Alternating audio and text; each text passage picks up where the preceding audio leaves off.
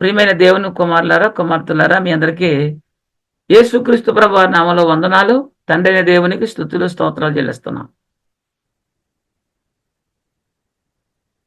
ఈరోజు 666 3 ముద్ర వివరణ నేర్చుకుందాము. ఎందుకంటే అపవాది గమనాలు 2 పాఠాలు కూడా అయిపోవడం జరిగింది. 666 3 ముద్ర వివరణ 2వ భాగం ప్రారంభించుకుంటున్నాం. ఈరోజు బైబిల్ గ్రంథంలో ఉన్న సంగతులు మనకు అర్థం కావాలంటే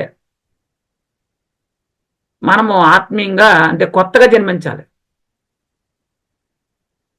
పరిశుద్ధ గ్రంథం మనకు బాగా అర్థం కావాలంటే, అందులో ఉన్న సంగతులు మనం అర్థం చేసుకోవాలి అంటే కొత్తగా జన్మించాలి.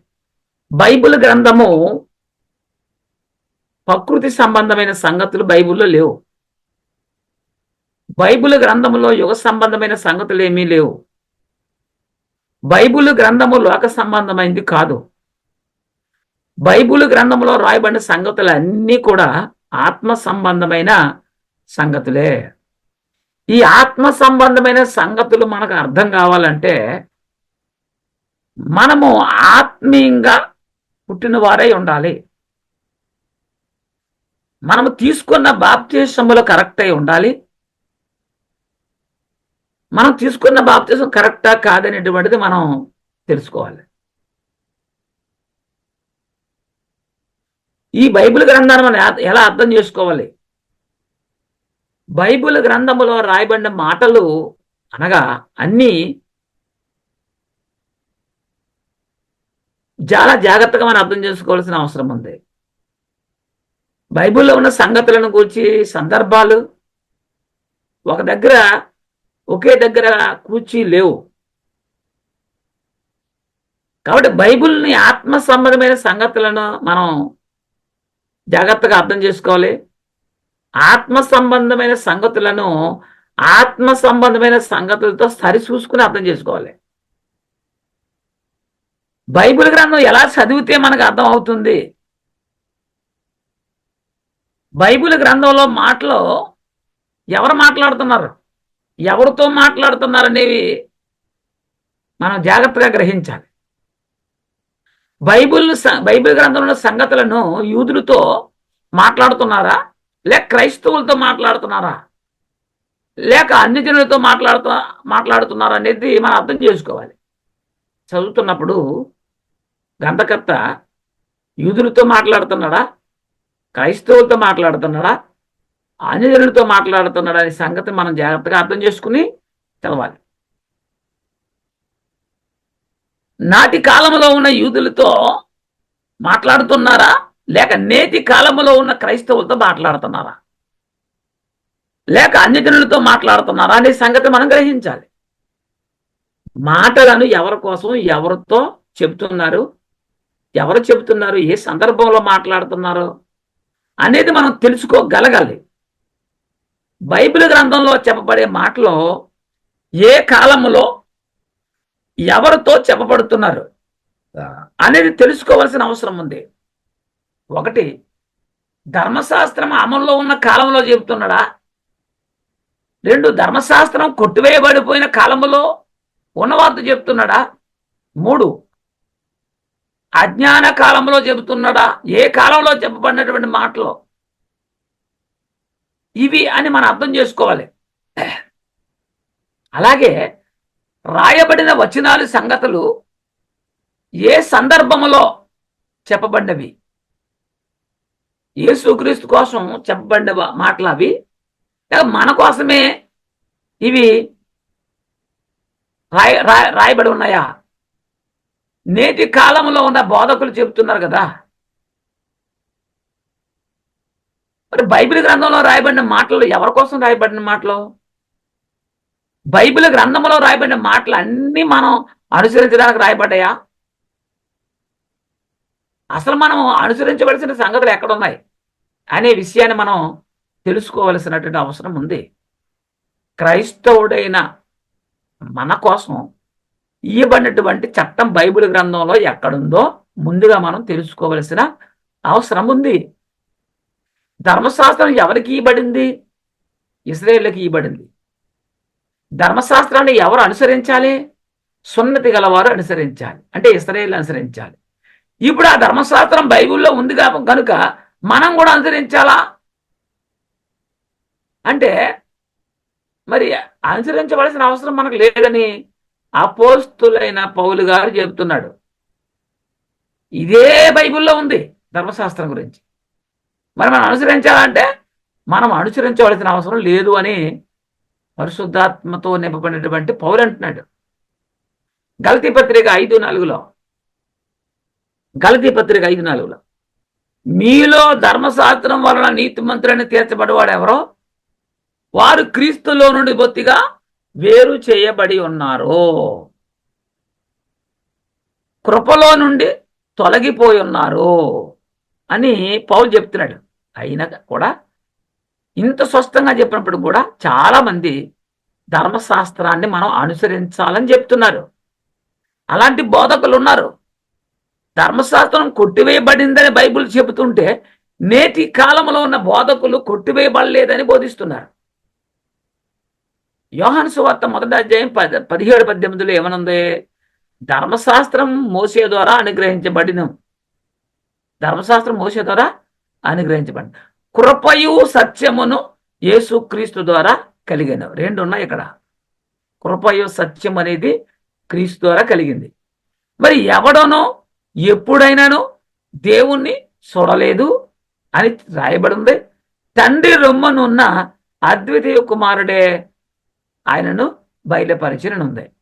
ధర్మశాస్త్రం యేసుక్రీస్తు ద్వారాను అనుగ్రహించబడింది. ఎవరికి ధర్మశాస్త్రం అనుగ్రహించబడిందంటే ఇశ్రాయేలుకి అనుగ్రహించబడి ఉంది. అసలు క్రైస్తవులు అనుసరించబడుతున్న చట్టం ఏది? అది ఎక్కడుంది? ఈరోజు మనం ఏ పునాది మీద కట్టబడాలి అనేది తెలియబడకుండా బోధ చేసే వాళ్ళు చాలా మంది ఉన్నారు. నేటి బోధకులు ఇర్మియా, యెషయా, సామెతల గ్రంథాలను చెబుతూ ఉన్నారే గాని ఇవన్నీ దేవునికి సంబంధించినవి, ఎవరితో మాట్లాడిన సంగతులు అనేవి అర్థం చేసుకోలేకపోతున్నాం. ఈ ప్రవక్తలందరూ కూడా దేవుని ప్రజలైన ఇశ్రాయేలు కొరకు మాట్లాడినవి.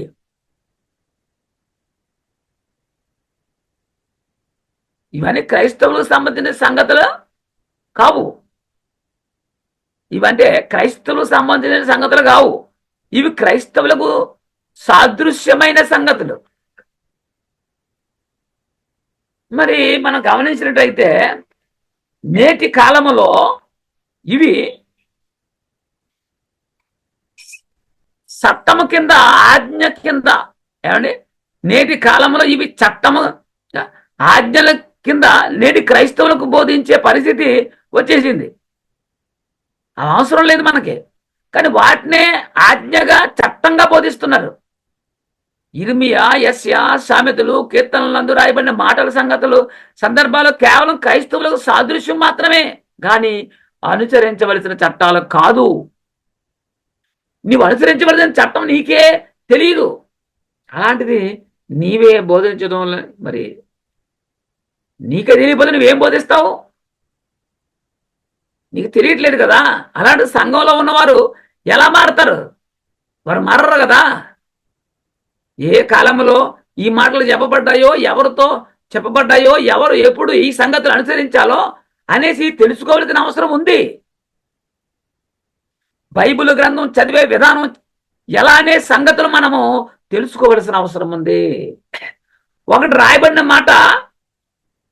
మాటలు ప్రవచనాల చదువుతున్నప్పుడు అక్కడ రాయబడిన మాట ప్రవచనములా? రెండోది ప్రవచనం అయితే ఎవరిని గురించి ప్రవచించిన ప్రవచనాలు. మూడోది ప్రవచనాలు నెరవేరిపోయాయా, నెరవేరలేదా? ఏమండి, ఎవరిలో నెరవేరుతాయి? ఇవన్నీ మనం తెలుసుకోవాల్సిన సంగతులు. రాయబడిన సంగతుల్లో కొన్ని దృష్టాంతములుగా రాయబడ్డాయి. దృష్టాంతములుగా సంభవించి మనకు యుగాంతమందున్న మనకు బుద్ధి కలుగుటకు రాయబడి ఉన్న సంగతులు కూడా ఉన్నాయి బైబిల్లో. మరి ఈ సంగతులను కూడా మనము గ్రహించుకోవాలి. దృష్టాంతములుగా రాయబడిన సంగతులు మనం ఆజ్ఞలుగా అనుసరించడానికి ప్రయత్నం చేయొద్దు. అలాగే రాయబడిన సంగతులు కొన్ని అలంకార రూపంగా రాయబడి ఉంటాయి. మరి రాయబడిన సంగతుల్లో ఏవి అలంకార రూపంగా రాయబడ్డాయో, ఏమి రూపకలంకారంగా రాయబడ్డాయో, ఈ సంగతులు ఏవి అనేది మనం గ్రహించుకోవలసిన అవసరం ఉంది. ఉపమాన ఉప ఉపమాన రూపంగా రాయబడిన సంగతులు ఏవి ఇవి తెలుసుకోవాలి. పర్యాయ పదములుగా రాయబడిన సంగతులు ఏవి. ఎవరైనా ఒక వ్యక్తిని గురించి కానీ, బలాన్ని గురించి కానీ, అధికారం గురించి కానీ, జ్ఞానం గురించి కానీ రాయబడిన సంగతులు కొన్ని ఉంటాయి. కొన్నేమో సింబాలిక్ భాషలో రాయబడిన సంగతులు కొన్ని ఉంటాయి. అంకెలతో రాయబడిన సంగతులు కొన్ని ఉంటాయి. వాటిని గురించి చెప్తున్నారా లేక ఎవరి గురించి చెప్తున్నారు అనేసి మనం తెలుసుకోవాల్సిన అవసరం మనకి ఉంది. తూరు అధిపతిని గూర్చి ప్రకటించమని చెప్పి చివరికి వచ్చేసరికి ఏమన్నాడు, అక్కడ అపవాదిని గురించి చెప్తూ ఉంటాడు. తూరు అధిపతి అంటే రాజు అనుకుంటారు వీళ్ళు. చివరికి వచ్చేసరికి అపవాదిని గురించి చెప్తున్నాడు. అక్కడ రాళ్ళను గురించి మనలను గురించి అనేకమైనటువంటి అక్కడ వర్ణనాలను గురించి, అంటే అక్కడ వజ్రముల గురించి, అంటే అలంకార రూపంగా రాయబడింది అది. అయితే రాయబడిన భాష మనకు అర్థం కావాలి. ఇక్కడ నిజంగానే మనకు తూరు అధిపతిని గురించి చెప్తున్నాడా లేక దేని గురించి చెప్తున్నాడు, దేని గురించి అని చెప్తున్నాడా అనేసి మనం అర్థం చేసుకోవాల్సిన అవసరము ఉంది. బైబిల్ గ్రంథం ఎలా మనం పరిచయం చేసుకోవాలి, ఎలా అర్థం చేసుకోవాలి ఏంటనేది తెలుసుకోవాల్సిన అవసరం మనకు చాలా ఉంది. బైబిల్ గ్రంథంలో 7 తలలు 10 కొమ్ములు అంటాడు. 10 కొమ్ముల మీద కిరీటాలు అంటాడు. కొమ్ములు అంటే నిజంగా కొమ్ములా అంటే కొమ్ములు కాదు. కిరీటాలు అంటే నిజంగా కిరీటాలా అంటే కిరీటాలు కూడా కాదు. మరి తల అంటే నిజంగా తల అంటే తల కూడా కాదు. ఒకటి కొమ్ము అంటే అధికారము, 2 కిరీటం అంటే రాజులు, 3 తల అంటే ఆలోచన. ఏమన్నట్టు చూడండి, రూపకలంకారంగా రాయబడింది. ఒకటి 7 అనే సంఖ్య సంపూర్ణతకు రాయబడింది. 2 తల అనేది వివేకము, ఆలోచన, జ్ఞానమునకు సూచిస్తుంది. 3 కొమ్ము అనేది తల అనేది వివేచనమైతే కొమ్ము అనేది గర్వమును, బలమును, అధికారాన్ని సూచిస్తూ ఉంటది. 4 నక్షత్రం అనేది వారిని జీవిస్తున్నటువంటి నీతి మార్గమును గురించి సూచిస్తుందట. 5 ఆకాశ మండల జ్యోతులంటే బుద్ధిమంతులను గురించి సూచిస్తుంది. ఇవన్నీ కూడా చాలా జాగ్రత్తగా మనం చదువుతున్నప్పుడు అర్థం చేసుకోవాలి. అక్కడ ఉన్నట్టుగా కాదు. అక్కడ 6 కిరీటం అంటే అధికారం, హోదా, స్థాయి, ఉన్నత స్థితిని సూచిస్తూ ఉన్నాయి. ఇది మనం తెలుసుకోవలసిన అవసరం ఉంది. ప్రకటన గ్రంథం అంతా రూపకలంకారంగాను ఉపమానాలంకారంగా రాయబడి ఉంది. మరి ముఖ్యంగా ప్రకటన గ్రంథము బైబిల్లో 66 పుస్తకాలు ఉన్నాయి కదా. ముందు అంటే ప్రకటన గ్రంథం ముందు 65 పుస్తకాలు ఉన్నాయి. 65 పుస్తకాల్లో ఉన్న సంగతులన్నీ కూడా ఈ 66వ పుస్తకంలో రాయబడి ఉన్నాయి. బైబిల్ గ్రంథంలో టోటల్ పుస్తకాలు 65 ఉంటే ఈ 66వ పుస్తకానికంటే ముందు 65 పుస్తకాల్లో ఉన్నటువంటి సంగతులు 66 చిట్ట చివరి పుస్తకమైన 66వ పుస్తకంలో రాయబడి ఉన్నాయి అనే సంగతి మనం గుర్తుంచుకోవాలి. ఈ 65 పుస్తకాలు మనకు అర్థం అయితే ఈ 66వ పుస్తకం కూడా మనకు అర్థమవుతుంది. చూడండి చాలా జాగ్రత్తగా. 66 పుస్తకాలు ఉన్న సంగతుల గురించి నువ్వు తెలుసుకోగలిగితే ఈ 66వ పుస్తకం నీకు చాలా క్షుణ్ణంగా అర్థం అవుద్ది. అయితే ఇందులో రాయబడిన సంగతులు ఎక్కువ శాతం జరిగిపోయిన సంగతులే రాయబడి ఉన్నాయి. ఇందులో ప్రకటన గ్రంథంలో కొద్దిగా క్రీస్తు 2వ రాకడ గురించి మాత్రమే రాయబడి ఉంది. ఎక్కువ శాతం జరిగిపోయిన సంగతులు రాయబడ్డాయి. కొంచెం మాత్రమే జరగబోయేటువంటి 2వ రాకడ, క్రీస్తు 2వ రాకడ గురించి రాయబడింది. ఇందులో రాయబడిన సంగతులు అన్ని కూడా సాతాను తన రాజ్యాన్ని విస్తరించుకోవటము, సాతాను తన రాజ్యాన్ని విస్తరించుకోవటం. దేవుడు క్రీస్తు రాజ్యాన్ని పునఃస్థితి స్థాపన చేయడం ఏంటి? దేవుడు తన కుమారుని క్రీస్తు తన రాజ్యాన్ని పునఃస్థితి స్థాపన చేయటం, ఆ తర్వాత సాతాను రాజ్యం యొక్క పతనమును గురించి కూడా రాయబడింది ఇదే గ్రంథంలో. అదే దేవుని రాజ్య వ్యాప్తిని గురించి ఎక్కువగా రాయబడి ఉంది. అందులో రాజులు, అధికారులు, చరిత్రలు, పాత నిబంధన గ్రంథం రాయబడిన సంగతులు ఏమున్నవో దానియేలు గ్రంథాన్ని, ఎస్తేరు గ్రంథాన్ని కానీ రాయబడిన సంగతుల గురించి ప్రకటన గ్రంథంలో రూపకలంకరంగా రాయబడి ఉన్నాయి. చరిత్ర పాత నిబంధన గ్రంథములో రాజుల చరిత్ర గురించి అర్థమైతే, ప్రకటన గ్రంథములో రాయబడిన రూపకలంకారంగా ఉన్న సంగతులు మనకి, ఉపమాన అలంకారంగా రాయబడిన సంగతులు మనకు అర్థమవుతాయి. ఇందులో ఏమీ లేదు. 66 పుస్తకాల్లో రాయబడిన సంగతులే 66వ, అంటే 65 పుస్తకాల్లో రాయబడిన సంగతులే 66వ పుస్తకంలో ప్రకటన గ్రంథంలో రాయబడి ఉన్నాయి. ఒకటి అంటే బైబుల్ ఏం చెప్తుంది? సింబాలిక్ భాషలో బైబిల్ ఉంది, రాయబడి ఉంది. ఒకటి అంటే ఏకత్వానికి సూచన. ఒకటి ఏకత్వానికి సూచన, 2 అంటే తోడుకు సూచన, 3 అనేది బలానికి సూచన, 7 అనే సంఖ్య సంపూర్ణ సంఖ్యకు సూచనగా ఉంది అని దీనికి చాలా రెఫరెన్స్లు బైబిల్లో ఉన్నాయండి. అయితే 666 అనే మాట 3 6లు బైబిల్ గ్రంథంలో ఉంది. ప్రకటన గ్రంథం 13వ అధ్యాయము 16, 17, 18 వచనాలు చూద్దాం. కాగా కొద్దివారు గాని, గొప్పవారు గాని, ధనికులు గాని, దరిద్రులు గాని, స్వతంత్రులు గాని, దాసులు గాని అందరూ తమ కుడి చేతి మీదనైనను తమ నొసటి అందైనను ముద్ర వేయించు కొనున్నట్లును, ఆ ముద్ర అనగా ఆ మృగము పేరైనను దాని పేరిటి సంఖ్య అయినను గలవాడు తప్ప క్రయ విక్రయములు చేయుటకు మరి ఎవనికి అధికారము లేకున్నట్లు అది వారిని బలవంతము చేయుచున్నది అన్నాడు.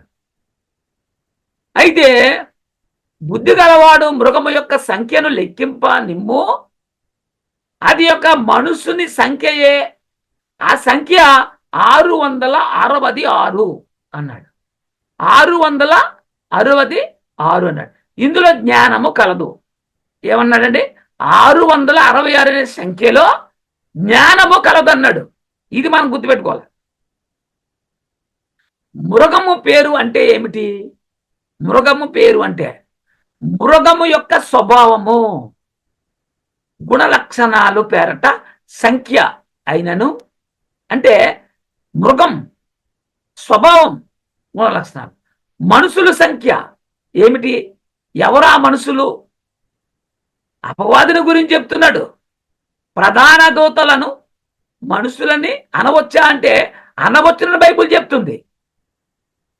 దూతలను మనుషులని అనవచ్చని బైబిల్ చెప్తుంది. దేవదూతలను మనుషులని చెప్పబడిన సంగతులు బైబిల్లో ఉన్నాయి. పరలోకములో ప్రధాన దూతగా ఉండి సాతానుగా మారి పాతాళ లోకములోని తోసివేయబడినటువంటి వారి సంఖ్య 666, అంటే 666. దీనిలో జ్ఞానం ఉన్నది. ఎందులో జ్ఞానం ఉంది? 666 సంఖ్యలో. మనుషుడు అనగానే రక్త మాంసములు కలిగిన మనుషుడు అనుకుంటున్నారు వీళ్ళు. కానీ ఈ మనుషులు ఆ మనుషుడు కాదు. ఎందుకంటే ఈ మనుషుడు ఎవరంటే ప్రధాన దూతగా ఉండి దేవుని మీద తిరుగుబాటు చేసిన, దేవుని చేత పాతాళ లోకంలోకి నెట్టివేయబడినటువంటి వాడే ఈ మనుషుడు. ఆదాము అవ్వలను సూచించిన తర్వాత ఆదాము అవ్వలని సూచించిన తర్వాత కాలం, ఆదాము అవ్వలను సూచించినటువంటి కాలం తర్వాత, ఆదాము అవ్వలను సూచించిన తర్వాత కాలం మొదలుకొని క్రీస్తు రెండో రాకడ వరకు ఉండే వారు దేవదూతలు గురించి మనం చూస్తే, వీరు ఆ మనుషుల సంఖ్య అంటే దేవదూతలు వీరిని మనుషులు అనొచ్చా? బైబిల్లో ఉంటే అనొచ్చు కదా, బైబిల్లో ఉంటే అనొచ్చు కదా అంటే, బైబిల్ గ్రంథంలో దేవదూతల మనుషులు అనే సందర్భాలు కొన్ని ఉన్నాయి. యెహెజ్కేలు గ్రంథం 28వ అధ్యాయము 2-3 చూద్దాం. తర్వాత 13-17 దాకా చదువుదాం. యెహెజ్కేలు గ్రంథం 28, 2-3 వచనాల తర్వాత 13-17 దాకా చదువుదాం. ముందు 2వ వచనం చూద్దాం. నరపుత్రుడా, తూరు అధిపతితో ఇలాగు ప్రకటింపుము, ప్రభువు యెహోవా సెలవిచ్చినది ఏమనగా, గర్విష్ఠుడవై నేనొక దేవతనైనట్టు సముద్రం మధ్యను నేను ఆసీనుడై ఉన్నాను అని నీవు అనుకొనిచున్నావు. నీవు దేవుడువు కాక మానవుడివై ఉండియు దేవునికి తగినంత అభిప్రాయం కలిగి ఉన్నావు. నీవు దాని కంటే జ్ఞానవంతుడు, నీకు మర్మమైనది ఏదియో లేదని చెప్పాడు. 3, నీ జ్ఞానము చేత నీ వివేకము చేతను ఐశ్వర్యము నొందితివి అన్నాడు. 13వ వచనం, దేవుని తోటయగు ఏదేనులో నీ ఉంటివి. అంటే ఈ ప్రధానత ఎక్కడున్నాడు? దేవుని తోట అంటే పరలోకంలోనే. మాణిక్యము, గోమేదికము, సూర్యకాంతమణి, రక్తవర్ణపు రాయి, సులేమను రాయి, మరకతము, నీలము, పద్మరాగము, మాణిక్యము, అమూల్య రత్నములతోనూ బంగారముతోనూ నీవు అలంకరించబడి ఉన్నావు. నీవు నియమించబడిన దినమున పిల్లల గురువు వాయించున్న వారు నీకు సిద్ధపయ్యేది. అంటే అపవాది అనేవాడు అపవాదిగా మారక ముందు దేవుని దగ్గర ప్రధాన దూతగా అభిషేకించబడినప్పుడు జరిగిన సందర్భం. అభిషేకమునందు నువ్వు కెరువువై ఈ యొక్క ఆశ్రయముగా నీ ఉంటివి అన్నాడు. అందుకే నేను నిన్ను నియమించి తిని దేవునికి ప్రతిష్ఠింపబడిన పర్వతం మీద నువ్వు ఉంటివి, కాలుచున్న రాళ్ల మధ్య నీవు సంచరించు ఉంటివి. నీవు నియమింపబడిన దినము మొదలుకొని పాపము నీ యందు కనబడి వరకు ప్రవక్తన విషయంలో నీవు యథార్థవంతుడివై ఉంటివి. అంటే పాపము చేయకముందు యథార్థవంతుడిగా ఉన్నావని చెప్తున్నాడు. అయితే నీకు కలిగిన విస్తారమైన వర్తకము చేత, అంటే పని చేత లోపల నీవు అన్యాయం పెంచుకొని పాపము చేయుచు వచ్చితివి కనుక దేవుని పర్వతం మీద ఉండుటకు నీ ఉండకుండా నేను నిన్ను అపవిత్ర పరిస్థితిని ఆశ్రయముగా ఉన్న కెరూబు కాలుచున్న రాళ్ల మధ్య నీ వికను సంచరింపవు, నిన్ను నాశనము చేసి తినన్నాడు. నీవు సౌందర్యము చూసుకొని నీవు గర్వించిన వాడవై నీ తేజస్సు చూసుకొని నీ జ్ఞానమును చెరుపుకొంటివి కావున నేను నిన్ను నేలను పడవేసేదను, రాజులు చూస్తుండగా నిన్ను మరి హేళనకు అప్పగించేదని అన్నాడు. ఏదైనా తోటలో నీవు ఉంటివి అంటే కెరూబు. అలాగనే ఇక్కడ మనం గమనిస్తే ఈ వచనంలో మనం చూస్తే వర్తకం అంటే పని అని అర్థం. అభిషేకం పొందిన దూతను గూర్చి లేక కెరూబును గురించి మనుషులని పిలుస్తున్నాడు అక్కడ. ఇది అపవాదిని గూర్చి చెబుతున్న మాట. అంటే దూతని మనిషిగా పిలిచేటువంటి సందర్భాలు బైబిల్లో ఉన్నాయి. కెరూబును గూర్చి మనుషుడు అని పిలుస్తున్నాడు. అలాగే ఆదికాండం 18:2లో కూడా అతడు కనులెత్తి చూస్తున్నప్పుడు 3 మనుషులు అతని నిలబడిది. అంటే ఆదికాండం 18:2లో కూడా చూస్తే అతడు కనులెత్తి చూస్తున్నప్పుడు 3 మనుషులు అతనికి ఎదుట నిలబడి ఉండిరి. అతడు వారిని చూసి గుడారపు వాకిటి నుండి వారిని ఎదుర్కొన్నటకు పరిగెత్తి నేల మట్టికి వంగి అన్నాడు. అబ్రహాం దగ్గరకు వచ్చింది దేవదూతలు. అంటే ఇక్కడ వారిని మనుషులను 3 మనుషులు అంటాడు. ఇది అబ్రహామును గురించిన మాటలు. మనుషులు వచ్చి మన నొసల యందు ముద్ర వేస్తారు అని కొంతమంది వచ్చి మన చేతులకు ఎలక్ట్రిక్ షిప్ వేస్తారని తప్పుడు బాధలు చేస్తున్నారు. ఇదంతా అపవాది చెబుతున్నటువంటి కలిపి జరిపే బోధ. ప్రకృతి సంబంధమైన మాటలు, భూ సంబంధమైన మాటలు ఇవన్నీ నమ్మవద్దని బైబిల్లో ఉన్న సంగతులు మనకు చెప్తున్నాయి. ఎందుకంటే మనం గమనించాలి, ఆదికాండం 18:16 ఏమన్నాడంటే అప్పుడు ఆ మనుషులు అక్కడి నుండి లేచి సొదొమ తట్టు చూసిరి, అబ్రహాం వారిని సాగనంపటకు వారితో కూడా. అంటే ఎవరు ఈ మనుషులు? పరలోకములో దేవుని సన్నిధిలో చూసినటువంటి దేవదూతలు. అప్పుడు దేవదూతల మనుషులుగా పిలిచేటువంటి సందర్భాలు బైబిల్లో ఉన్నాయి. అబ్రహాం దగ్గరికి వచ్చిన వారు దేవదూతలు, అయినా వీరు మనుషులను ఉంది అక్కడ. ముద్ర అంటే వాడు కలిగి ఉన్న గుణ లక్షణాలు. వాడి ముద్ర వేయించుకోవడం అంటే వాడు కలిగి ఉన్న గుణ లక్షణాలు మనం కలిగి ఉండడం. అది వాడు సంఖ్యలో చేర్చబడిన వారము అంటే మనం వాడు వెనుక నుంచున్న వారం అన్నమాట. వాడు సంఖ్యలో చేర్చబడిన వారం అంటే వాడు వెనుక నుంచున్న వారమని. వాడు దొంగ, మనం కూడా దొంగలము. వాడు నరహంతకుడు, మనం కూడా నరహంతుకులము అని. ఎప్పుడు మనం కూడా వాడిని పోలుంటే, ఆదికాండం 18:22 కూడా ఏమంటాడు? ఆ మనుషులు అక్కడి నుండి తిరిగి సొదొమ వైపుగా వెళ్ళిరి, అబ్రహాము ఇంకా యెహోవా సన్నిధిని నిలిచి ఉండేని అంటాడు. ఆ మనుషులు అని ఎవరిని మాట్లాడుతున్నాడు ఆయన? దేవదూతల గురించి రూపకలంకనగా రాయబడింది అక్కడ. వారు పండు కొనక ముందు ఆ పట్టణస్థులనగా సొదొమ మనుషులు బాలులను వృద్ధులను ప్రజలందరూ నలుదిక్కుల నుండి కూడి వచ్చి ఆ ఇల్లు చుట్టూ వేసి, ఈ మనుషులు నా ఇంటి నీడకు వచ్చి ఉన్నారు గనుక వారిని 9వ వచనంలో మీరేమి చేయకూడదని చెప్పినప్పుడు వారు నీవు అవతలికి బొమ్మనిరి. మరి వారు వీడెవడో మనలోనికి పరదేశిగా వచ్చి తిరుపతిగా ఉండ చూస్తున్నాడు కాగా అని మాట్లాడుతూ కాక వారికంటే నీకు ఎక్కువ కీడు చేసేద్దామని చెప్పి లోతు అను ఆ మనుషుల మీద దొమ్మిగా పడి తలుపు పగలగొట్టేటకు సమీపించిరి. అంటే లోతు కూడా ఆ మనుషులు అంటున్నారు దేవదూతలే. అయితే ఆ మనుషులు తమ చేతులు చాపి లోతును ఇంట్లోనికి తమ యొద్దకు తీసుకొని తలుపులు వేశారు.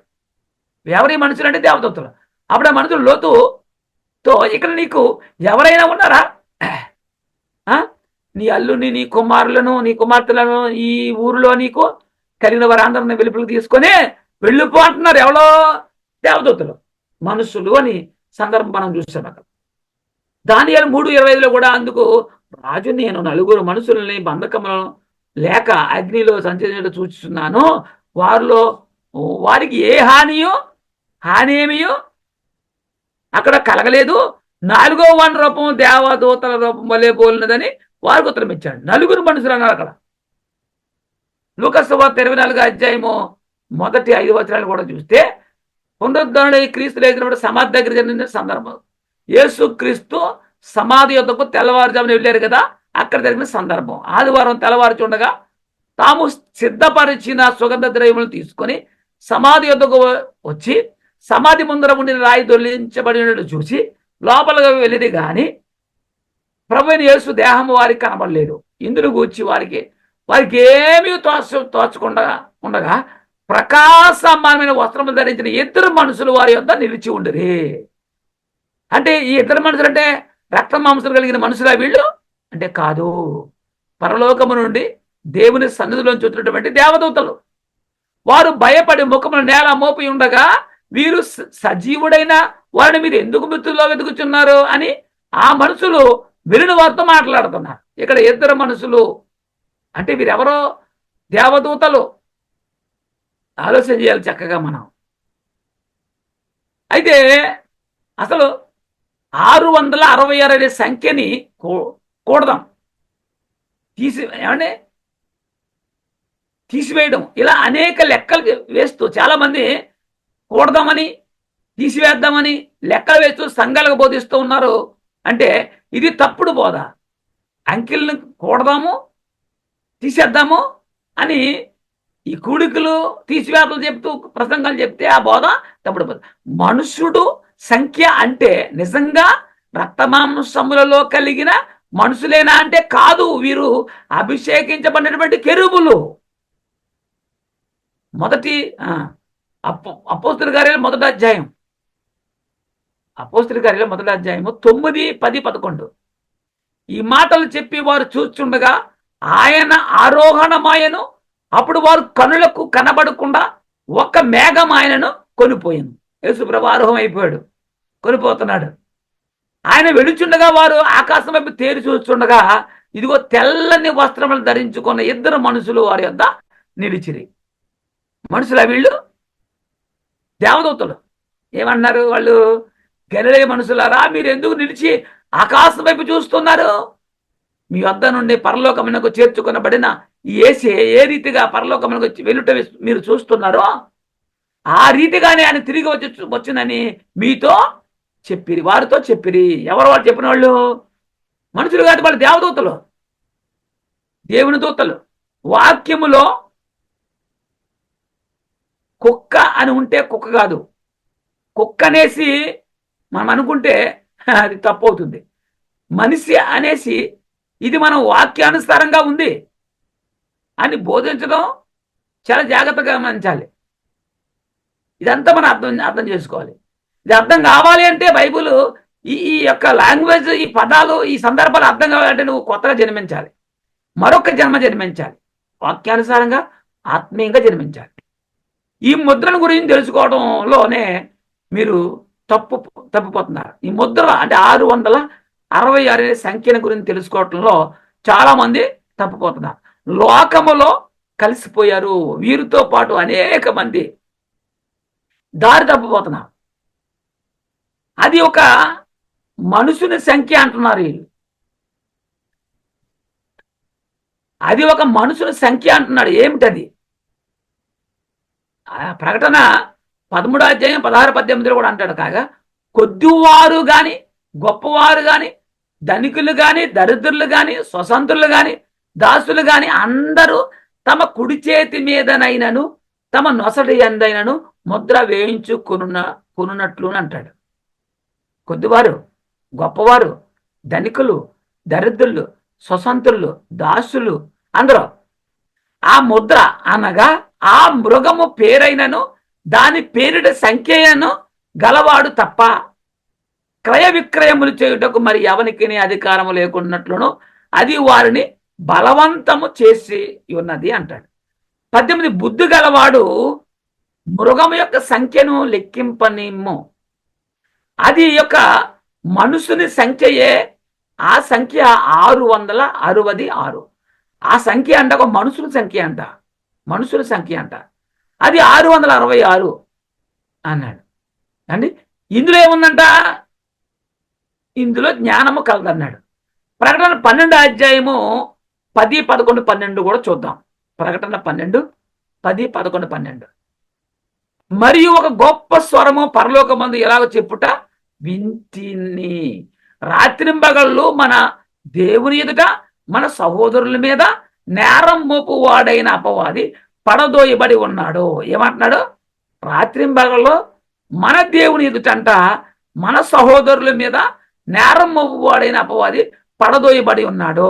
ఎక్కడికో మరి. గనుక ఇప్పుడు రక్షణయు శక్తియు రాజ్యమును మన దేవునివి ఆయను.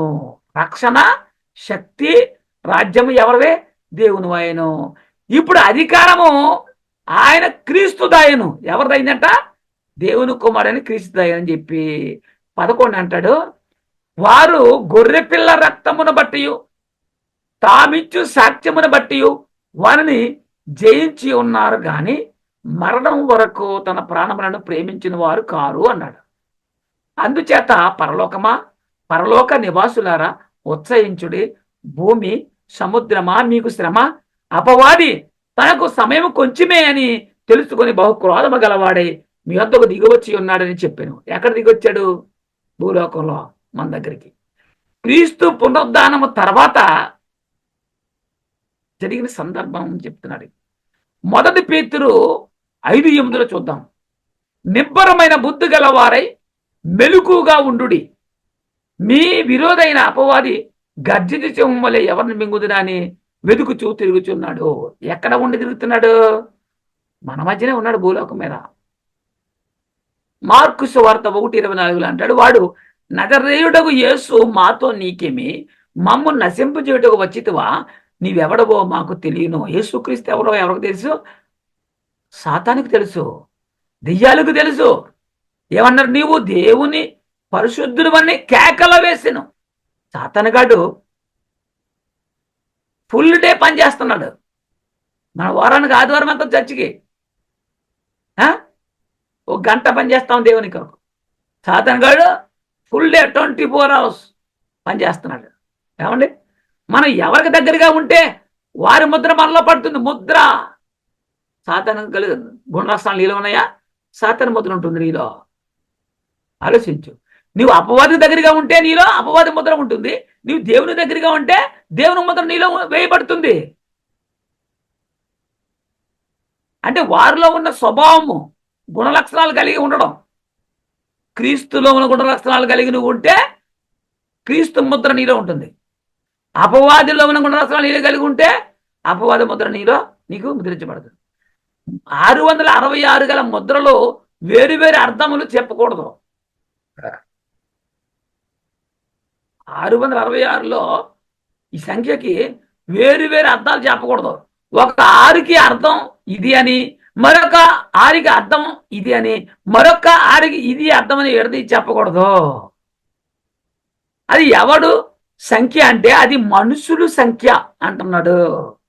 మనుషుల సంఖ్య అంటున్నాడు. ఏమంటారు? అపవాది సంఖ్య అంటారు. ఆ ముద్ర అనగా 666. ప్రకటన 13:7 అంటాడు, మరియు పరిశుద్ధులతో యుద్ధము చేయను, వారిని జయింపను, దానికి అధికారం ఇవ్వబడును. ఎవరు యుద్ధం చేస్తుందంట? పరిశుద్ధులతోనూ యుద్ధము చేయను, వారిని జయింపను, దానికి అధికారం ఇవ్వబడిందంట. ప్రతి వంశం మీదను, ప్రతి జనం మీదను, ఆయా భాషలు మాట్లాడే వారి మీదను, ప్రతి జనం మీదను అధికారం దానికి ఇవ్వబడును. వదికి మృగం పేరు అంటే ఏమిటి? మృగం పేరు అంటే ఏమిటి? ఒక వ్యక్తి దొంగతనం చేస్తే ఏమంటాం? దొంగవాడు అంటారు. ఒకడు పసిపిల్లలను పాడు చేసి ఏమంటాడు? ఆడు మృగం అంటారు. అంటే మృగం వాడు. దొంగ అనే పేరు దేనికి? వాడు స్వభావం, వాడు దొంగ. ఒక వ్యక్తి తాగుతూ ఉంటే ఏమంటారు? త్రాగబోతు అంటారు. అత్తమాని తిడుతుంటే వాడు తిట్టిపోతూ అంటారు, తిండిపోతూ అంటారు. మృగం పేరేంటి అంటే మృగము కలిగి ఉన్న స్వభావం. మృగం అంటే మృగం కాదు. మృగం అనగా అది స్వభావము, గుణ లక్షణాలు అలా ఉన్నటువంటి పేరు. ఆ స్వభావమును ఒక సంఖ్య చెబుతున్నాడు. మృగం అనేది ఒక స్వభావం అయితే దానికి ఒక సంఖ్య చెబుతున్నాడు అన్నమాట. ఏంటి ఆ సంఖ్య అంటే 666. ఇది ఒక మనుషుని సంఖ్య అంటున్నాడు. సాతాను అపవాద సంఖ్య కాదు, మనుషుని సంఖ్య అంటాడు. ఎవడా మనుషుడు అంటే మృగం, మృగ స్వభావం గలవాడని ప్రకటన 13:17 అంటాడు. ఆ ముద్ర అనగా ఆ మృగము పేరైనను, అంటే మృగం అంటే మనిషే కానీ మృగ స్వభావం గలవాడు, దాని పేరిట సంఖ్య అయినను గలవాడు తప్ప క్రయ విక్రయములు చేయుటకు మరి ఎవనికి అధికారము లేకున్నట్లు అది వారిని బలవంతము చేయుచున్నది అంటాడు. పేరిట సంఖ్య అనగా వాడి యొక్క గుణ లక్షణములు కలిగి ఉన్నారు, వారి యొక్క వెనుక ఉన్నవారు సంఖ్య అని మనం అర్థం చేసుకోవాలి. అపవాది యొక్క గుణ లక్షణాలు ధరించుకున్న వారు లోకములోను సంఘములోను ఎంతో మంది ఉన్నారు. తెలుసా నీకు? రామభద్ర 6:2 ఏమన్నాడు? అట్లా కాదు, పాపము విషయమై చనిపోయిన మనం ఇక మీద ఎలాగో దానిలో జీవించి ఉందము. రక్షణ పొందుకున్నావు, వాక్యాన్ని విన్నావు, మార్మది పొందావు, రక్షణ పొందుకున్నావు, ఇంకా ఆ ప్రాచీన స్వభావం కలిగినటువంటి పనులు చేస్తున్నావా? నువ్వు మృగ స్వభావంగా ఉంటావు నువ్వు. ఇప్పుడు చాలా మంది నీతిని ప్రేమిస్తున్నారా, దుర్నీతిని ప్రేమిస్తున్నారా? అపవాదిగాడు ఎవడి అపవాదిగాడు ఎక్కడ వేస్తున్నాడు ముద్ర? చాలా మంది అంటారు 666 అంటే 3 ముద్ర పచ్చబొట్టు పొడుస్తారు అని. కాదు నా అన్నది. ఎందుకంటే అపవాదిగాడు ఎక్కడ వేస్తున్నాడు ముద్ర అంటే మన నొసల మీద వేస్తున్నాడు. నొసల మీద అంటే ఇక్కడ ముద్రలు వేస్తారని కాదు, అక్కడ పచ్చబొట్టు పొడుస్తారని కాదు. మనిషికి చెడు చేయాలన్నా మంచి చేయాలన్నా ఆలోచన ఎక్కడ పడుతుంది? బ్రెయిన్లో. అంటే హృదయ తలంపులు పైన ఇక్కడ అదే బ్రెయిన్లో పడతాయి ఆలోచనలో. అదే నొసల మీద ముద్ర అంటే అదే హృదయ తలంపుల పైన అని అర్థం చేసుకోవాలి. మన ఆలోచనలు చేసే దగ్గర మనం ఆలోచన ఎక్కడ చేస్తాం? కట్టులు చేస్తామా? ఎవరు ఆలోచించేది? బుర్ర పట్టుకుని ఆలోచిస్తాడు. చక్కగా పెన్ పట్టుకుని అలా ఆలోచిస్తూ ఉంటాడు. అంటే ఆలోచించే కాడే ముద్ర. మన ఆలోచన చేసే దగ్గరే నీకు ముద్ర వేస్తాడు. అంటే ముద్ర కాదు, అది నీ స్వభావం లక్షణం అన్నమాట. మన హృదయ తలంపులు చెడగొట్టేస్తాడు అనగా సాతాను గాడు ఒక రూపంలో వచ్చి నీకు నుంచుని మాట్లాడు, నీ ఆలోచన విధానం మారుస్తాడు. అది మన హృదయ తలంపులు చెడగొట్టేస్తాడు. అప్పటి నుండి వాడు పనులే చేస్తాం మనం. ఎప్పుడైతే మైండ్లో ఆలోచన మార్చేసాడో దేవుని పని మాని సాతాను గాడు పనులు చేస్తాం. అంటే ముద్ర వేయబడిపోయాం అన్నమాట. అపవాది సంఖ్య ఏమిటి అంటే అది 666 అది ముద్ర. ముద్ర అంటే పేరైనను అని అర్థం. అపవాది ముద్ర, సాతాను ముద్ర అంటే ఏమిటి? ఆ ముద్ర ముద్ర వేపించుకున్న వారు ఎవరు అంటే, ముద్ర అంటే వాని గుణ లక్షణములు, అంటే క్యారెక్టర్ అనమాట. వాడు ఎలాంటి క్యారెక్టర్ కలిగి ఉన్నాడు? మృగ స్వభావి, వాడు దొంగ, వాడు అంతకుడు, వాడు గూండా, వాడు చాలా మంచివాడు, వాడు నీతిమంతుడు, ఇట్లా. ఇది ముద్ర. ఇక్కడ సాతానుకున్న ముద్ర ఏమిటి అంటే దురాశ అనేది వాడుకున్న ముద్ర. మరి దురాశ కలిగిన వాళ్ళు ఎవరు లేదు చెప్పండి? చాలా మందిలో ఉన్నది కదా. ఈ దురాశ ఎక్కడ పడుద్ది? ఆలోచన. దేవుని సింహాసనం కంటే తన సింహాసనం హెచ్చించుకోవాలని వాడు దురాశ కలిగి ఉన్నాడు, అపవాదనే వాడు. అలాంటి ఆలోచన మనం కలిగి ఉన్నాం కదా. మరి ఉంటే ఎవరు మనం? అపవాది సంబంధులు. తర్వాత నరహంతకుడు అంటే తన సహోదరుణ్ణి చంపేవాడు. ఎవరు అతను? కయ్యూను ఏం చేశాడు? తన సహోదరుని చంపేశాడు. వాడు దుష్టుని సంబంధి. ఎలా? అపవాదికి పుట్టాడా అతను? అంటే కాదు కదా, ఆదము వరకే పుట్టాడు. కానీ అతను గుణలక్షణాలు ఏంటి అంటే ఓర్పు లేని, సహనము లేనటువంటి, సత్క్రియ లేనటువంటి అతను భ్రష్టుడిగా ఉన్నాడు. సంపాలనుకుని చంపేశాడు అంతే. అది ముద్ర. ఈ అత్తర ఎందుకు నేలపాలు చేశారు అన్న వ్యక్తి కూడా, ఇస్కరియోతు యూదా కూడా మనం గమనిస్తే నిజంగా ప్రేమ కలిగిన మాట యేసు ప్రభువు మీద, పేదల మీద లేదు కదా. అంటే అతనిలో ధనాపేక్ష ఉంది. వాడు అబద్ధికుడు, అబద్ధానికి జనకుడు, మొదటి నుండి పాపము చేయవాడు. ఎవడంటే మోసం చేయవాడు, అపవాదనేవాడు.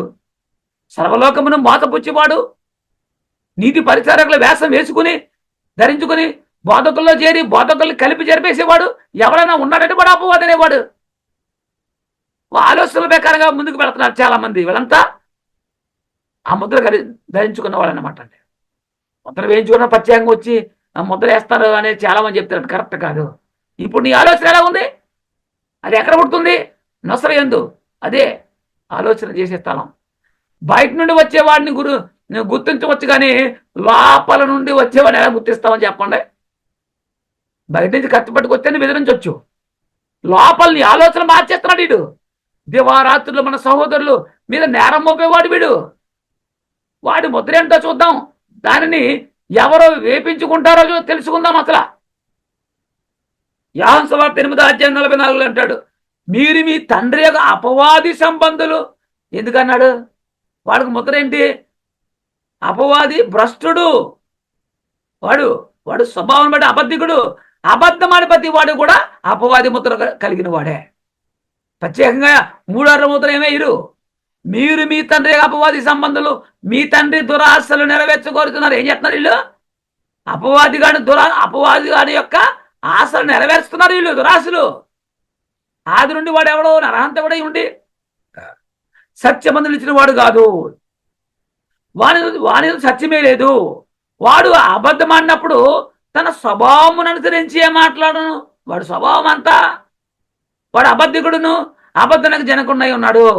అబద్ధం పుట్టిందే వాళ్ళలోంచి కదా.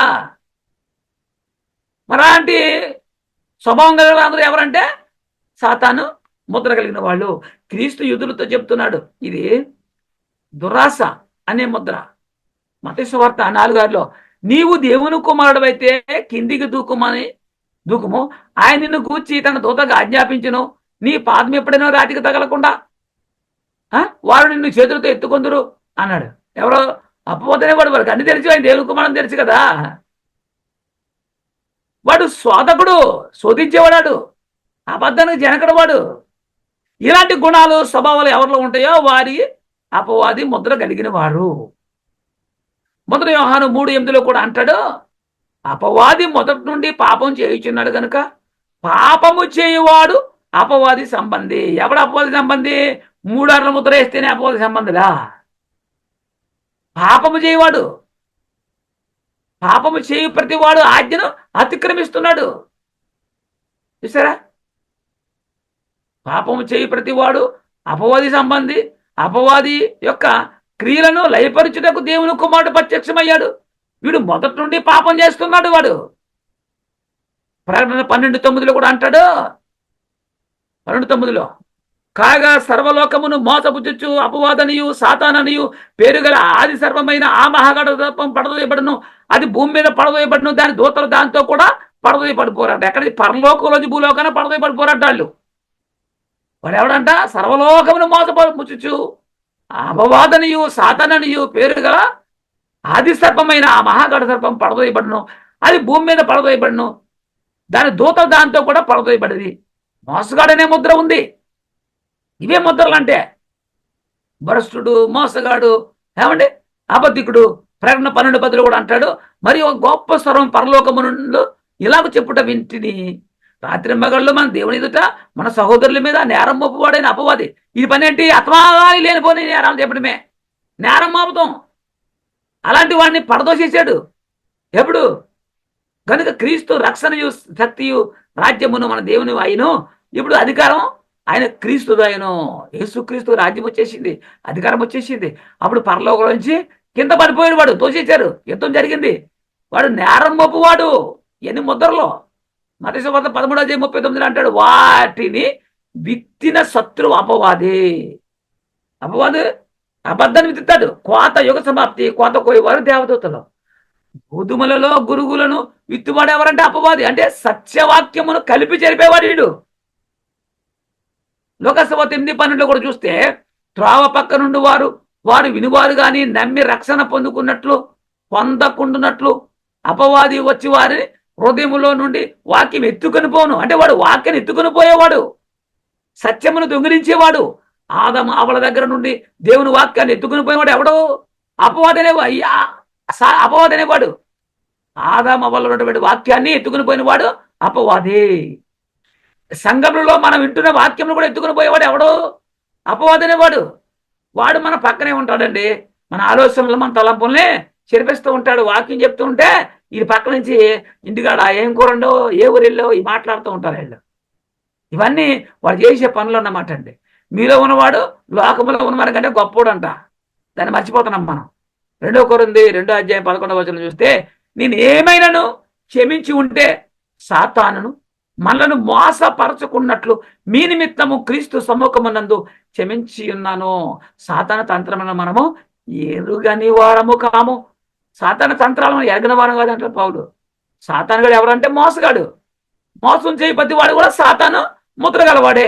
2 కొరింథీ 11:2-3 కూడా చూస్తే, దేవాసక్తితో మీ ఎడల ఆసక్తి కలిగి ఉన్నాను. ఎందుకంటే పవిత్రులైన కన్యకునిగా ఒక్కడే పురుషునికి అనగా క్రీస్తునకు సమర్పించవాలని మిమ్మల్ని ప్రదానం చేసేదని కానీ సర్పము తన కుయుక్తి చేత అవ్వని మోసపరిచినట్లు మీ మనసులను చెరుపబడి క్రీస్తు ఎడల ఉన్న సరాతల నుండి, అంటే క్రీస్తు ఎడల ఉన్న సరాలత నుండి పవిత్రత నుండి ఎట్లనూ తొలగిపోవునేమో అని భయపడుచున్నారన్నాడు. మనసులను చెరిపేవాడు ఎవరంటే అపవాది అనేవాడు. మనసులను చెరిపేవాడు, దేవునితో ఉన్న వారిని సైతం మోసపుచ్చేవాడు ఎవరన్నా ఉన్నాడంటే వాడు అపవాది. ఇది నిజమా అనగా ఆదాము అవ్వలతో ముద్ర వేసేసాడు అంతే. గలతీ 1:6-7-8 చూస్తే ఏమంటాడండి ఇక్కడ? క్రీస్తు కృపను బట్టి మిమ్మల్ని పిలిచిన వారిని విడిచి భిన్నమైన సువార్తకు మీరింత త్వరగా తిరుగుబాటు చూడగా నాకు ఆశ్చర్యం అవుతుంది. అది మరొక సువార్త కాదు కానీ క్రీస్తు సువార్తను చెరపకోరి మిమ్మల్ని కలవరపరచు వారు కొందరు ఉన్నారంట. మేము మీకు ప్రకటించిన సువార్త కాక మరి ఒక సువార్తను మేమైనాను పరలోకము నుండి వచ్చిన ఒక దూతైనను మీకు ప్రకటించిన వాడు శాపగ్రస్తుడు అంటాడు. అంటే అపవాది గారి పని ఏంటి? సత్యాన్ని కలిపి జరిపేయడం. పౌలు గారికి ఆల్రెడీ తెలుసు అపవాదిని గురించి. వాడు మోసగాడని, ఏమండి వాడు సెరిపేవాడని తెలుసు. 2 కొరింథీ 11:4 అంటాడు, ఏలైనగా వచ్చిన వాడెవడైనాను మేము ప్రకటింపని మరి యొక్క యేసును ప్రకటించినను, లేక మీరు పొందని మరి యొక్క ఆత్మను మీరు పొందినను, మీరు అంగీకరింపని మరి యొక్క సువార్తను మీరు అంగీకరించినను మీరు వారిని గూర్చి సహించుట యుక్తమే అంటాడు. గలతీ 4:19 ఏమంటాడు? నా పిల్లలారా, క్రీస్తు స్వరూపం మీ అందు ఏర్పడే వరకు మీ విషయమే మరలా నాకు పరసపెనగలుగుతుంది అంటాడు. తప్పిపోయిన వారి గురించి. 2 కొరింథీ 11:3 ఏమంటాడు? సర్పము తన కుయుక్తి చేత అవను మోసపరిచినట్లు. అవనుకు ఎలా మోసపరిచాడు? వీడు కుయుక్తిగా మోసపరిచాడు. మీ మనసులను చెరుపుబడి క్రీస్తు ఎడల ఉన్న సరళత నుండి పవిత్రత నుండి ఎట్లయినా ఏదో విధంగా పడగొట్టాలని చూస్తున్నాడు వాడు. పౌలు గారికి భయం మొదటి శతాబ్ద కాలంలోనే ఆయన భయపడే అవకాశం ఉంది. ఎందుకు? పడిపోయే అవకాశం ఉంది కాబట్టి ఆయన భయపడ్డాడు. ఆలోచించండి. అపవాది ముద్ర వేయించుకున్న వారు అపవాది యొక్క స్వభావము గుణ లక్షణాలు కలిగిన వారని మనం అర్థం చేసుకోవాలి. ప్రత్యేకంగా నొసల మీద చేతుల మీద మూరార్లు 666 ముద్ర వేస్తారంటే ముద్ర అలా కాదది. అపవాది అనే వాడి యొక్క స్వభావ గుణ లక్షణాలు. 1 యోహాను 3:8 అంటారు, అపవాది మొదటి నుండి పాపం చేయుచున్నాడు వాడు గనుక పాపము చేయు ప్రతివాడు అపవాది సంబంధి. నువ్వు పాపం చేస్తే అపవాది సంబంధి. అదే ముద్ర. అపవాది యొక్క క్రియలను లయపరచుటకే దేవుని కుమారుడు ప్రత్యక్షమైను. పాపము చేయువాడు అపవాది సంబంధి. ఏమండి, కయ్యూను అపవాది ముద్ర వేయించుకున్నవాడు అంటే ఆ కయ్యూనికి ఏమైనా ముద్ర వేశారు అక్కడ? ముద్ర కాదు అక్కడ. కయ్యూను ఉన్నటువంటి ఆ గుణ లక్షణాలు 1 యోహాను 3:12 అంటాడు, మనము కయ్యూను వంటి వారమై ఉండరాదు. వాడు దుష్టుని సంబంధి అయి తన సహోదరుని చంపాడు. ఎందుకు చంపాడు? దుష్టత్వం మతంలో ఉంది. వాడు అతను ఎందుకు చంపాను అంటే తన క్రియలు చెడ్డవి, తన సహోదరుని క్రియలు నీతి గలవై ఉండిన గనుక కదే అంటాడు. అంటే ఏబేలు నీతిమంతుడు, నీతి క్రియలు ఉన్నాయి, ఇతనిలో చెడ్డ క్రియలు ఉన్నాయి అన్నమాట. యాసావు ఒక పూట కుట్టు కోసం జాగ్రత్త పక్కుని అమ్మేసుకున్నాడు.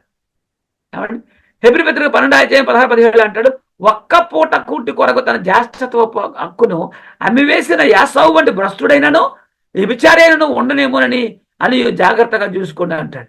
యాసావు ఆ తర్వాత ఆశీర్వాదం పొందగోరి కన్నీళ్లు విడిచిచ్చు దానికోసము శ్రద్ధతో వెతికినను మారు మనసు పొందన అవకాశం దొరకక విసర్జించబడని మీరు ఎరుగుతారు.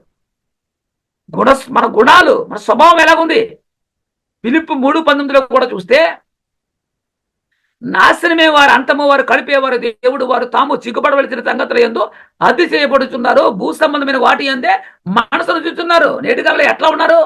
బైబిల్ అంతా ఆత్మ సంబంధమైంది. పరలోక సంబంధం విషయాలు ఉంటే ఆత్మ సంబంధం విషయాలు జోడిస్తున్నారు వీళ్ళు. ఎట్లా? సాధారణ పని. హెబ్రీ పత్రిక 13:9 చూస్తే, నానా విధములైన అన్య బోధల చేత తెప్పబడకుడి చెప్పేసిన పరిశుద్ధాత్ముడు. అదే జరుగుతుంది నేటి కాలంలో. భోజన పదార్థములను బట్టి కాక కృపను బట్టి ఏ హృదయము స్థిరపరచుకొనుము. భోజనం కోసం ప్రార్థన చేస్తావు, భోజనం కోసం, కడుపు కోసం ప్రభు నమ్ముకున్నావా నువ్వు? లేదు, ఆత్మ కోసం. భోజన పదార్థమును ఏమండి, భోజనమును బట్టి ప్రవక్తించిన వారికి ఏమీ ప్రయోజనం కలగలేదు. కొన్ని సంఘములలో భోజనాలు ఉన్నాయి. ఏమండి, ఆలోచన చేయండి. డబ్బులు ఇస్తారు అంటే ఆ సంఘాలకు వెళ్ళిపోతారు. ఇవన్నీ కూడా శరీర సంబంధమైనవి. వీరికి వాక్యం అవసరం లేదు. ఆత్మ సంబంధమైన సంగతులు అసలు వీరికి తెలియదు. వీళ్ళకి శరీర సంబంధమే. ఏసీ ఉంటుంది, చల్లగా ఉంటుంది, అక్కడ పోదామని చెప్పిపోతారు. ఇస్కరియోతు యూదా యోహాను సువార్త 6:70 అంటాడు, అందుకు యేసు నేను మిమ్మును 12 ఏర్పరచుకోలేదా, మీలో ఒకడు సాతానని వారితో చెప్పిన. సాతాన్ అంటే ఇస్కరియోతు యూదా సాతానా అంటే ఇస్కరియోతు యూదాలో ఉన్న గుణ లక్షణాలు అది. అందుకే సాతాన్ అన్నాడు. యోహాను సువార్త 6:15 కూడా అంటాడు, రాజుగా చేయుటకు వారు వచ్చి తను బలవంతంగా పట్టుకొనిచున్నాడు. యేసు ఎరిగి మరలా కొండకు ఒంటరిగా వెళ్ళను. యూదా ఏమండి 12 మందిలో ఒక్కడిగా ఉన్నాడు. ఫైనాన్స్ అంటే ఆర్థిక అంటే డబ్బు సత్యపడి దగ్గర ఉంది. వీడు ధనమును దొంగిలిస్తూ వచ్చాడు. క్రీస్తునే డబ్బుగా అమ్మేశాడు, బేరం పెట్టేశాడు కదండి. దుర్మార్గుడు కదా. దేవుని కుమారుని అమ్మేశాడు కదా. యోహాను సువార్త 12:5-6 అంటాడు, ఈ అత్తరు ఎందుకు 300 దేనారాలకు అమ్మి బేదలకు ఈలేదన్నాడు. వాడు ఎలా చెప్పింది? బేదల మీద శ్రద్ధ కలిగి కాదు, కానీ వాడు దొంగ అయి ఉండి తన దగ్గర డబ్బు సంచి ఉన్నందున అందులో వేయబడ్డది దొంగిలించు వచ్చింది కనుక అలా చెప్పాడు. స్వభావము అంటే అదిగే సాధన అన్నాడు. ముద్ర అంటే నిజంగా ముద్ర కాదు. అక్కడ వారి ఆలోచనలో పుట్టినటువంటి స్వభావము గుణ లక్షణాలు. మత్తయి సువార్త 26:14-15-16 మనం చూడగలిగితే, అప్పుడు 12 మందిలో ఒకడు ఇస్కరియోతు యూదా ప్రధాన యాజకులకు వెళ్ళి, నేను ఆయనను మీకు అప్పగించిన యెడల నాకేమి ఇస్తారని వారిని అడిగాను. అందుకు వారు 30 వెండి నాణెములు తూసి వారికి ఇచ్చిరే అని అంతాయి. వాడు అప్పటి నుండి ఆయనను అప్పగించడానికి తన తగిన సమయాన్ని కనిపెడుతున్నాడు. ఎంత తప్పండి, ఎంత పాపం అండి, ఎంత మోసం అండి. అపోస్తలుల గారు 8:22 చూస్తే, అందుకు పేతురు నీవు దయమిచ్చి దేవుని వరమును సంపాదించుకుందువని తలంచుకొని నందున నీ వెండి నీతోనే కూడా నశించలేమంటాడు. మరి పేతురుని గురించి ఈ మాట తీర్చి చెప్పాడు ఏమని? మత్తయి సువార్త 16 అధ్యాయం 21, 22, 23 అధ్యాయుల్లో అప్పటి నుండి తాను యెరూషలేములకు వెళ్ళి పెద్దల చేతనో ప్రధానుల యాజకుల చేతనో శాస్త్రుల చేతనో అనేక హింసలు పొంది సంపబడి 3 దినములు లేచుట అగత్యమని యేసు తన శిష్యులకు తెలియజేయ మొదలు పెట్టాడు. ఇంకా వెళ్ళలేదు, జరబోయి చెప్తున్నాడు. అప్పుడు పేతురు ఆయన చెయ్యి పట్టుకొని, ప్రభా అది నీకు దూరం అవును గాక, అది నీకు అన్నాడు కలగదని ఆయన్ని గద్దెంపుజాగాడు. పేతురుని చూసి ప్రభు అంటాడు. అయితే ఆయన పేతురు తిరిగి చూసి, సాతానా నా వెనక పొమ్ము అన్నాడు. నీవు నాకు అభ్యంతరకరమై ఉన్నావు, నీవు మనుషుల సంగతులనే తలస్తున్నావు కానీ దేవుని సంగతులనే తలంపుకున్నావని పేతురు చెప్తున్నాడు. అంటే పేతురు సాతానా? పేతురులో ఉన్నటువంటి ఆలోచన, స్వభావం. గరడి వాడు ఏమన్నాడు? అబద్ధ ప్రవక్త వాడు, బరయేసు అనేటువంటి వాడు. ఇలా మనం చెప్పుకుంటూ పోతే బైబిల్ గ్రంథంలో అపోస్తుల కార్యాలు 13వ అధ్యాయం 6 నుంచి 11 దాకా చూస్తే అక్కడ వాడు కనిపిస్తూ ఉంటాడు. వారు ఆ దేవమంతటా సంచరించి పాపు అను ఊరికి వచ్చినప్పుడు గారడీ వాడును అబద్ధ ప్రవక్త అయిన బరయేసు అను ఒక యూదుని చూశారంట. ఇతడు వివేకము గలవాడే పెర్గే పౌలను ఒక అధిపతి యొద్ద నుండెను. అతడు బర్నబాను పౌలును పిలిపించి దేవుని వాక్యం వినగోరెను. అయితే ఎనుమ అధిపతిని విశ్వాసము నుండి తొలగింపవలనని యత్నం చేసి వారిని ఎదిరించారు. ఇలుమాను పేరునకు గారడి వాడని అర్థం. అందుకు పౌలు అనబడిన సవులు ఏమన్నాడట? పరిశుద్ధాత్మతో నిన్ను వాడే అతన్ని తేరి చూసి సమస్త కపటముతోనూ సమస్త దుర్మార్గముతోనూ నిన్ను వాడా అపవాది అన్నాడంట. అంటే ఆ అపవాద వాళ్ళను గుణలక్షణాలు, ఎలాంటి గుణలక్షణాలు ఉన్నాయి ఇక్కడ అంటే? కపటముతో దుర్మార్గముతో నిన్ను వాడని ఉన్నాడు. ఆలోచన చేయండి దేవుని కుమారులారా. ఇదంతా ఎలా మాట్లాడుతున్నారంటే దేవుని కృపను బట్టి గమనించాలి. మనం వాక్యాన్ని చదువుతున్నప్పుడు ఎలా అర్థం చేసుకోవాలనేది మనం నేర్చుకోవాలి. అందుకే 666 అనే ముద్ర అంటే ఏమిటి? అది ఒక మనుషుని సంఖ్యయే అన్నాడు. ముద్ర అంటే పేరు, పేరిట. పేరంటే ముద్ర అంటే పేరు, పేరంటే స్వభావము, గుణ లక్షణాలు. మరి నుదిటి మీద అంటే మన ఆలోచనలు చెడగొట్టడం. అది నుదుటి మీద అంటే మన ఆలోచనలు చెడగొట్టడం. క్రయ విక్రయాలంటే ఎదుటి వారిని చెడగొట్టే శరపడమే. ప్రపంచంలో ఉన్న వారు ఒక గ్రూపు వారు దేవుని ముద్ర వేయించుకుని ఇంకా వేయించుకోవడానికి సిద్ధంగా ఉన్నవారు కూడా ఉంటారు. దేవుని ముద్ర అంటే ఎలా? వాక్యం, నీతి, సత్యం. అలాగే సాతాను ముద్ర వేయించుకుని అంటే అర్థం ఏంటి? సాతాను కూడా లక్షణాలు కలిగి ఉన్నవారు, సాతాను ముద్ర వేయించుకున్నవారు అని అర్థం. అంటే వారి పేరు అనగా గుణ లక్షణాలు, స్వభావము అని మనం అర్థం చేసుకోవాల్సిన అవసరము ఉంది. కాబట్టి 666 అనే ముద్ర ఒక మనుషుని పేరు అనేటువంటిది మాకు రాయబడింది. పేరంటే మరి స్వభావము, గుణ లక్షణాలు. దొంగతనం చేసిన వారిని దొంగ అంటారు. అంటే వాడికి పేరుంటది, సుబ్బయ్యో ఎల్లయ్యో పేరు ఉంటుంది, కానీ ఏమంటారు? దొంగ దొంగ అంటారు. అది స్వభావాన్ని బట్టి వచ్చింది. అట్లా అన్నమాట. ఈ వాక్యాన్ని విన్న ప్రతి వ్యక్తి హృదయంలో కూడా దేవుడు నాటి నీరు గట్టి ఫలింపులోకి తెచ్చును గాక. అందరికీ వందనాలు.